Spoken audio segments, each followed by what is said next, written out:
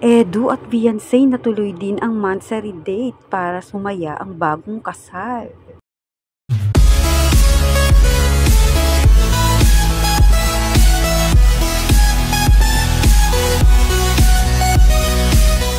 Natuloy na din ang monthsary date ni Kalingap Edu at Beyonce. Alam naman natin na bagong kasal sila, di ba? Kamusta po mga kalingap? Muling nagbabalik ang inyong lingkod mini vlog, naghahatid ng update tungkol sa mga kalingap. Kung bago ka pa lang sa aking channel, mag-subscribe na at huwag kalimutang mag-like para lagi kayong updated sa aking mga videos. Tapusin po muna natin ang video bago po tayo magkomento. Patuloy po natin din na suportahan ang founder po ng Kalingap na si Kuya Val Santos at Kalingap Rob dahil alam naman natin na madaming natutulungan sila ng mga kababayan natin. Araw-araw po natin na suportahan at panoorin ang kanilang mga videos.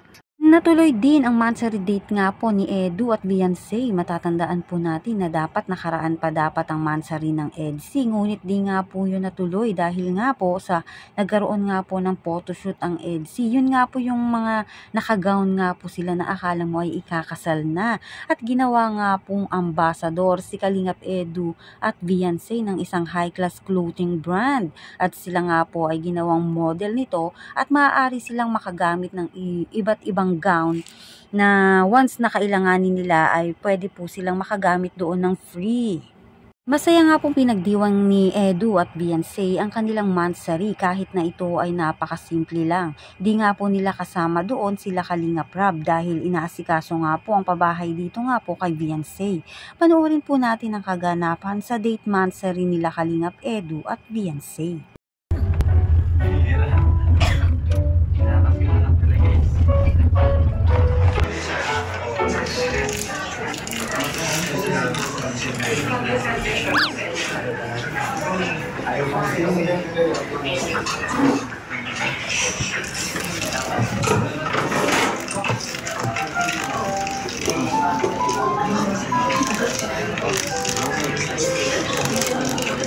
Ano?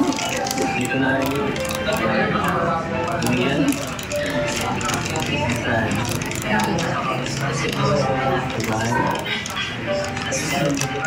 Ilan guys ito? Baka tinapon mo. Para sa'yo. Siyempre, dapat ko lang palagi pag-alayin mo. Alayin ko lang. Yan, para siyempre. Ha?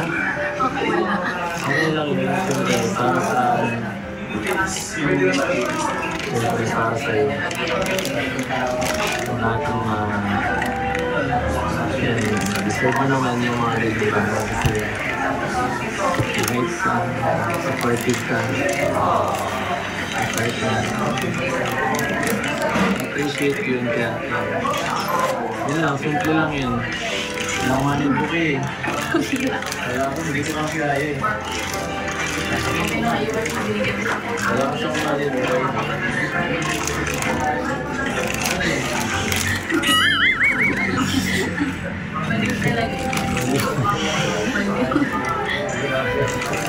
hindi ko ako kung gano'n kayo kaila 100,000 kasi yun ang mali ko kayo 10 pesos lang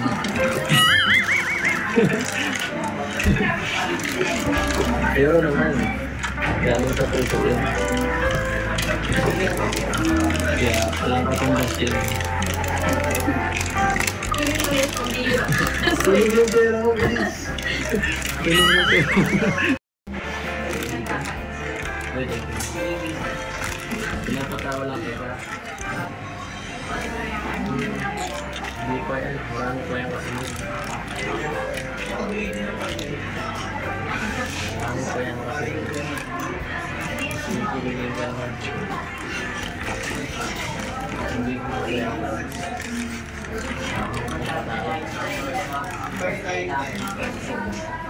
Sana mo kasama? Sasama talaga kita. Hindi pwede yung kasama. Okay lang yun. Baba mag-OJT sa hotel.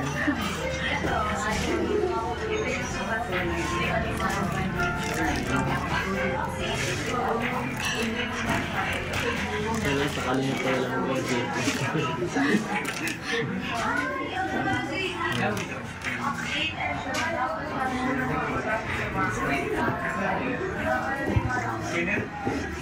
Sama ka. Sama ka.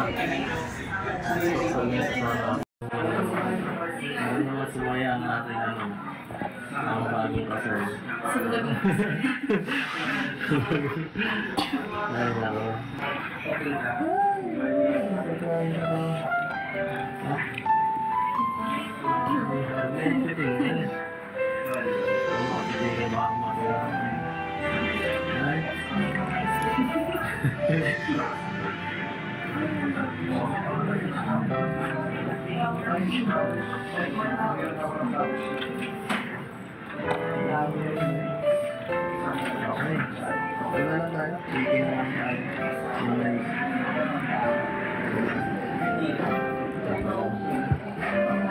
Ano? Ano sabi mo?